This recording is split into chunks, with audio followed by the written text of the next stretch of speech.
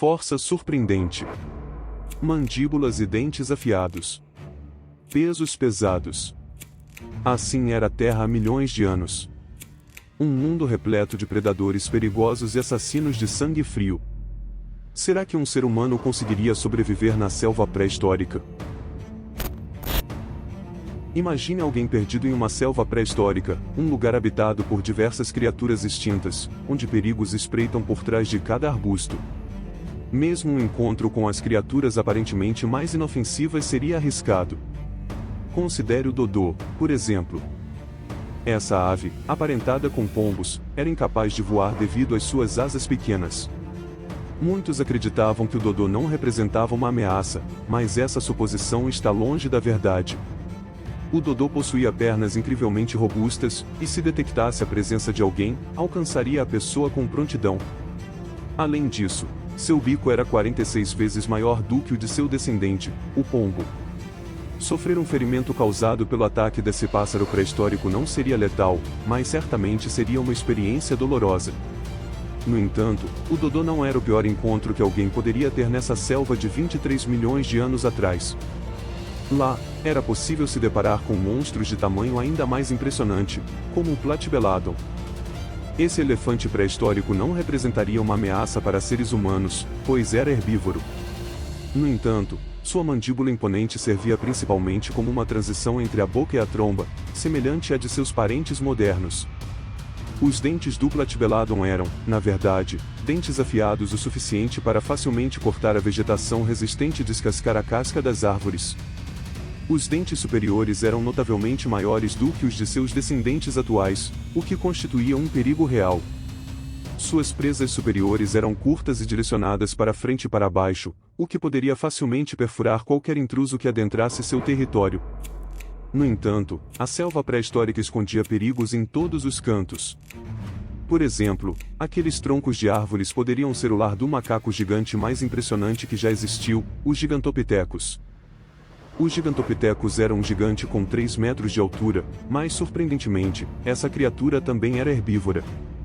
Essa conclusão foi alcançada por cientistas que estudaram uma mandíbula bem preservada dos Gigantopithecus. Apesar de seus dentes serem enormes e revestidos com esmalte espesso, eles possuíam uma superfície relativamente plana, projetada especificamente para mastigar frutas e uma variedade de vegetação. No entanto, devido ao seu peso impressionante de 300 quilos, o animal poderia representar uma ameaça. O que torna a selva pré-histórica verdadeiramente aterrorizante é que o perigo espreitava em cada esquina.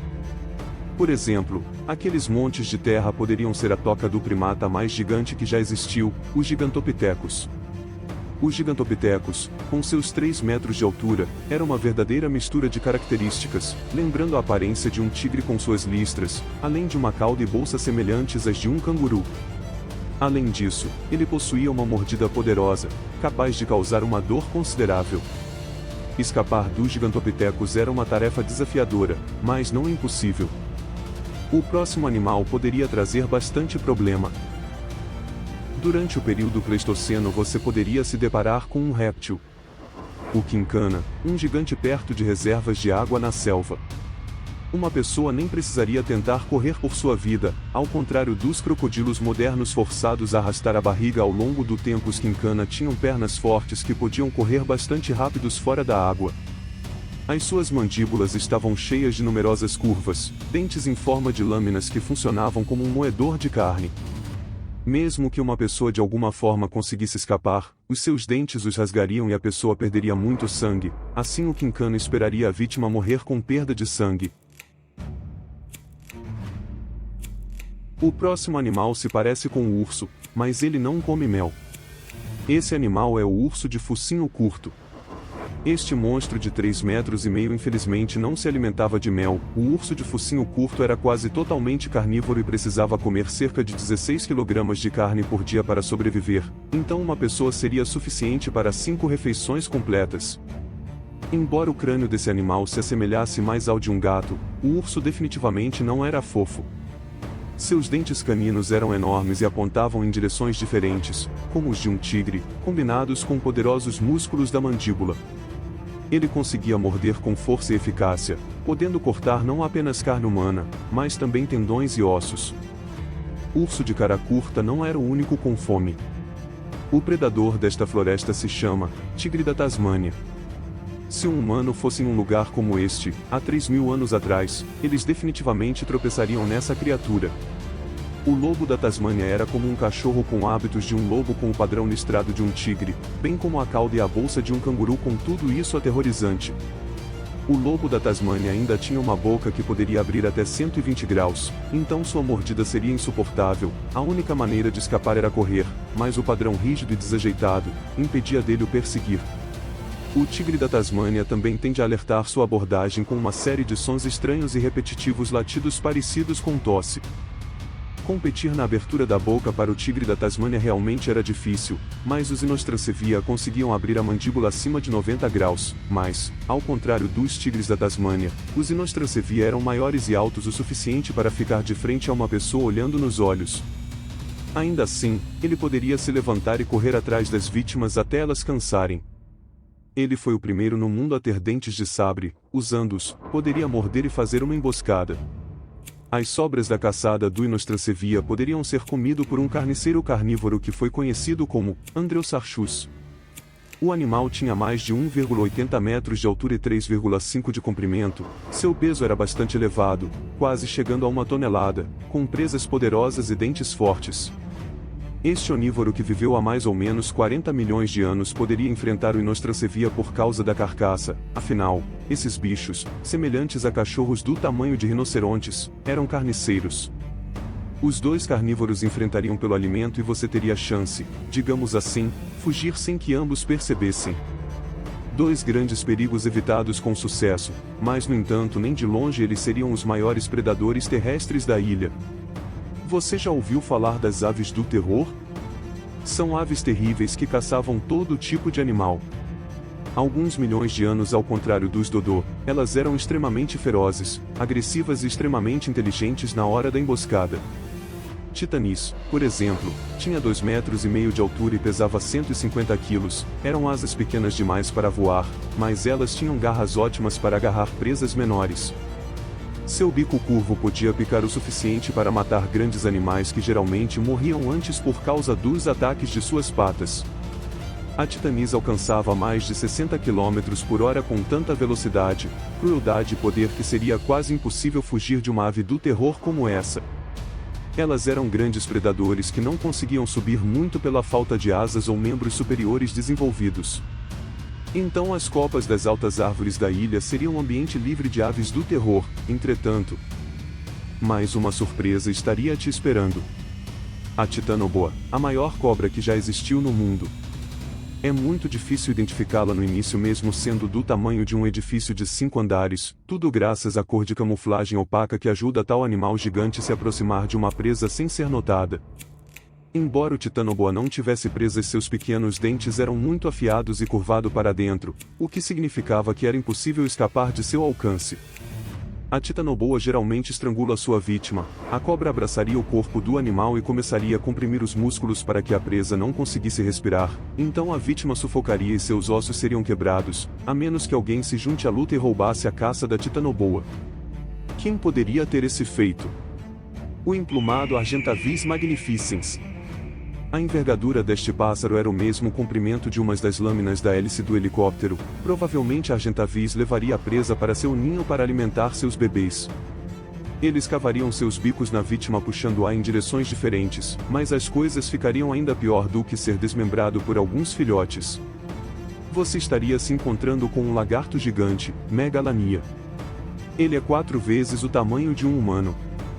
Megalania normalmente esperaria por sua presa para uma emboscada, ele era capaz de esperar por muito tempo, então ele atacaria muito rápido, morderia os membros da vítima e cortaria os tendões com dentes afiados. Enquanto a vítima não conseguisse mais controlar o lagarto, ele injetaria veneno na vítima e o pescoço seria rasgado, abriria a barriga e começaria a comer. Está vivo para escapar deste terrível animal, uma pessoa precisaria fazer o que ela normalmente faria quando se encontrasse com a maioria dos monstros pré-históricos como esse lagarto, na verdade, bastante desajeitado, mas poderia nadar perfeitamente em águas rasas. Portanto, para escapar da Megalania, uma pessoa deve nadar o mais longe da costa, mas lá eles poderiam encontrar os verdadeiros monstros da pré-história. O mundo subaquático. O primeiro a notar sua presença seria um monstro chamado Anomalocaris. Seus olhos eram equipados com milhares de lentes. O camarão tinha aproximadamente o tamanho de 2 metros. Esse camarão gigante seguiria suas presas nadando na água com suas nadadeiras onduladas e grandes caudas. Se fosse com tudo na pessoa, ele pegaria. Com suas patas pontiagudas iriam cavar na carne e com sua boca partiria a pessoa ao meio. Portanto, se uma pessoa notasse Anomalocaris antes dele perceber, elas teriam alguma chance de escapar, mas naquelas águas pré-históricas havia monstros muito mais rápidos, por exemplo, o enorme artrópode Jacalopterus. Sua visão não era pior do que a de um Anomalocaris. Isso significa que uma pessoa não teria muito tempo para escapar. Jacalopterus também poderia se mover e manobrar mais fácil e era de fato maior do que o camarão gigante. Ele era do mesmo tamanho de um barco inflável de 3 lugares que tem 2,5 metros de comprimento, mas a pior parte é que ele tinha enormes e poderosas garras. Então, Jacalopterus poderia usar para rasgar uma pessoa em pequenos pedaços e consumiria o corpo. Você pode escapar disso apenas se escondendo em uma caverna subaquática, mas na era paleozoica houve até predadores mais assustadores caçando no oceano, por exemplo, não apenas aqueles médios tubarões, mas tubarões com motosserra. Esse tubarão era extremamente bizarro e serrava suas vítimas, mas tal motosserra fez esse tubarão um péssimo nadador que criava uma espécie de turbulência na água, assim avisando todas as presas de um possível ataque, porém um humano não conseguiria escapar de sua reação rápida. Nesse terrível território ainda existia criaturas mais tenebrosas como cameroceiras. Ele poderia instantaneamente pegar um humano pela perna com seus tentáculos e puxaria para o fundo. Cameroceiras que sempre caçou de emboscada, era do tamanho de um poste telefônico e era impossível escapar de seus tentáculos gigantes. Em seu núcleo havia algo como uma boca e um bico duro de queratina que perfuraria uma pessoa mesmo com colete à prova de balas. Sua língua dentada emergiria e então o bico rasgaria o tecido mole. Esse é o molusco mais perigoso do mundo. Nesse mundo subaquático, você já imaginou uma briga entre cameroceiras e mosasauro? O mosasauro tinha 18 metros de comprimento, são 3 barcos, os humanos são basicamente muito pequenos para um mosasauro, portanto a principal presa desse monstro seria a cameroceiras. Os ossos faciais deste lagarto subaquático gigante eram largos e poderosos, preso a um crânio enorme. Tais características anatômicas permitiam o mosasauro derrubar suas vítimas, a princípio. Essa batalha dos gigantes podem criar um redemoinho e arrastar todos que se aproximam demais do fundo, para que você possa ver as chances de sobrevivência de um ser humano não apenas na selva pré-histórica, mas também no oceano são inexistentes. Ufa, ainda bem que essas criaturas não existem mais. Se você assistiu até aqui, muito obrigado, deixa o like, porque isso me dá forças para trazer mais conteúdos para vocês. Se inscreva no canal e até a próxima, amantes da natureza.